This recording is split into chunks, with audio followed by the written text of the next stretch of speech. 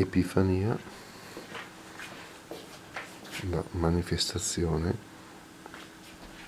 di Gesù, e oltre che i pastori hai anche i re magi che vanno a trovare i bambini, e anche a due che noi re magi, i re magi e Fennec mi fo il re maggio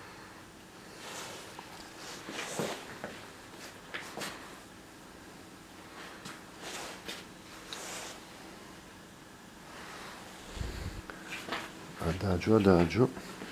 si avvicina anche il re maggio.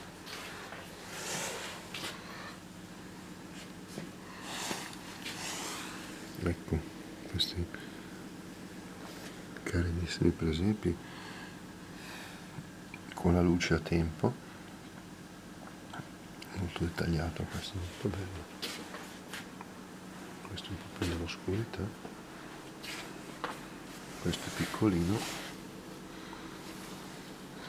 questo è più semplice, ma